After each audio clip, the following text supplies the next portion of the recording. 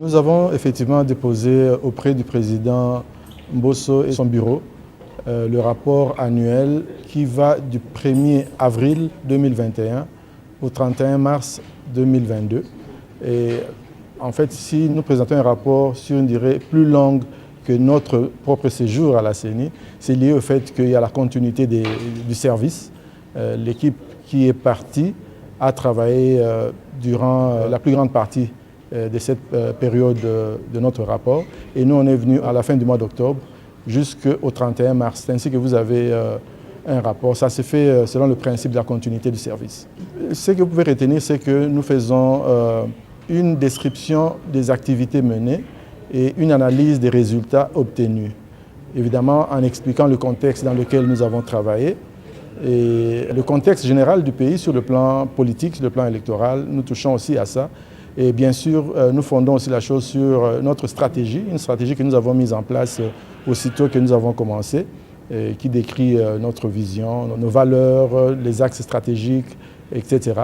Donc c'est plus ou moins ça, mais évidemment, le rapport devra être lu par l'Assemblée nationale. Donc je ne peux pas aller plus en détail que cela. La CENI a l'ambition d'organiser des élections de bonne qualité et à temps, c'est-à-dire selon les délais constitutionnels. Nous n'allons pas le faire dans la précipitation, mais en fait nous travaillons au-delà des heures normales de travail. Je peux vous dire que même ce week-end, nous avons travaillé aussi bien samedi que dimanche. Donc ce n'est pas la précipitation, mais c'est plutôt l'assiduité qui caractérise notre travail, en dépit du fait que nous avons été, cette CENI a été mise en place avec 28 mois de retard. Et alors nous travaillons d'arrache-pied pour que les élections aient lieu à temps et des élections crédibles. À la population, c'est ce que j'ai dit, je les encourage, j'encourage notre population à s'approprier ce processus électoral parce que la CENI, à elle seule, n'aurait même pas besoin d'organiser des élections. Nous voulons que notre population vienne participer à toutes les étapes du processus électoral.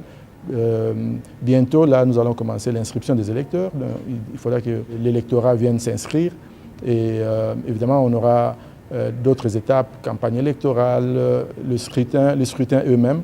Donc tout ce que nous demandons à notre population, de s'approprier ce processus parce que ce processus n'a de